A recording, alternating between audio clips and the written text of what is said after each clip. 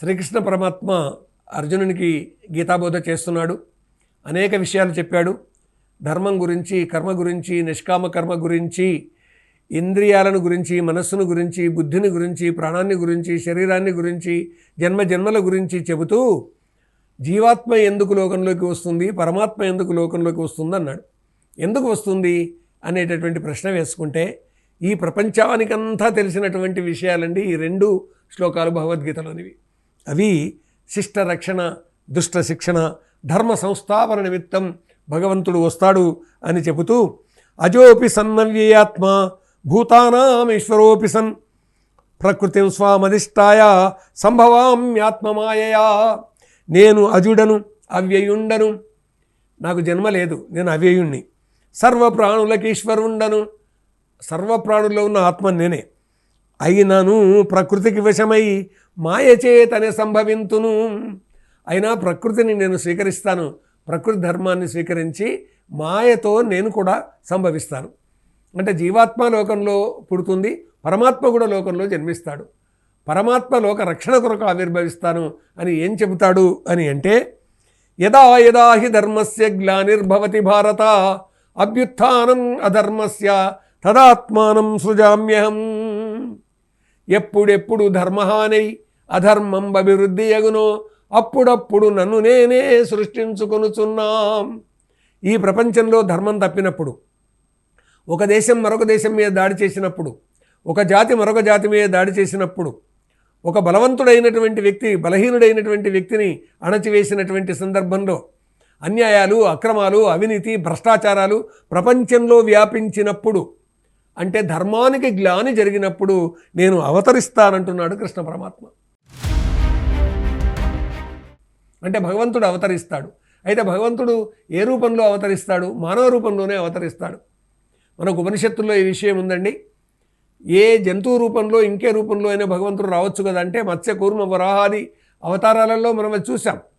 కానీ మానవ రూపాన్నే భగవంతుడు ఎన్నుకొని వచ్చి ధర్మ సంస్థాపనం చేస్తాడు అనేటటువంటిది.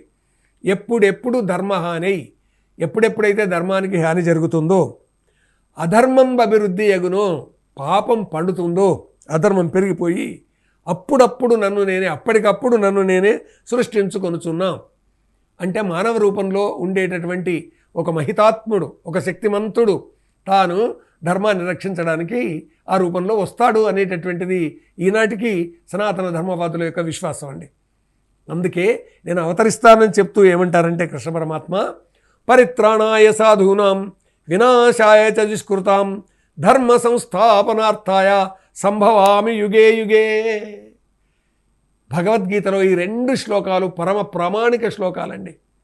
చాలామందికి తెలిసేటటువంటి అంశాలు. నేను అవతరిస్తాను అర్జున అని చెప్పేటటువంటిది ఈ ప్రపంచానికి అందరికి కూడా ఒక శక్తిని ఇవ్వడానికి, మనోబలాన్ని కలిగించడానికి. నేను వస్తాను అని అంటే మానవ రూపంలోనే వస్తాడండి.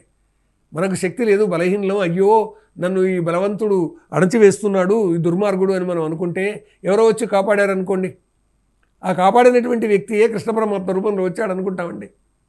కాబట్టి ఆ రక్షకుణ్ణి దైవంగా మనం భావిస్తాం. అందుకే ఇక్కడ పరిత్రాణాయ సాధూనాం వినాశాయ చ దుష్కృతాం ధర్మ సంస్థాపనార్థాయ సంభవామి యుగే యుగే. శిష్టజనులను రక్షసేయగా, దుష్టజనులను దృంచివేయగా, ధర్మమెప్పుడు నిలుపుటకునై యుగ యుగంబుల సంభవిస్తా, యుగ యుగంబుల అవతరిస్తా. ఇదండి. కాబట్టి శిష్టజనులను, సాధువులు అన్నాడు కదా, సాధువులు అంటే ఋషులే కాదండి. సాధువు అంటే ఎవరు సజ్జనుడో, ఎవరు శిష్యుడో, ఎవరు మంచివారో, ఆ మంచివాడు అన్ని రంగాలలో ఉండొచ్చండి. ఏ పని చేస్తున్నటువంటి వాడైనా మంచివాడైతే చాలండి. ఆ మంచివాడిని పరమాత్మ రక్షించడానికి వస్తాడు. ఆపదలో ఉన్నటువంటి సందర్భంగా గజేంద్రుని రక్షించినట్టు, ప్రహ్లాదుని రక్షించినట్టు, అంబరీషుని రక్షించినట్టు. కాబట్టి ఈ విధంగా వస్తాడని పురాణ కథలు మనకు చెప్తున్నాయి. కాబట్టి ఈ కాలంలో కూడా ఆ విశ్వాసంతో నా పక్కన ఉన్న వ్యక్తిలోనే దైవం ప్రవేశించి నన్ను కాపాడుతాడండి. నేను బలహీనున్నై, దీనున్నై, ఏం చేయలేని పరిస్థితుల్లో కృంగిపోతున్నటువంటి సందర్భంగా ఇది ఇక్కడ దీని వెనుక ఉన్న అర్థం ఇది.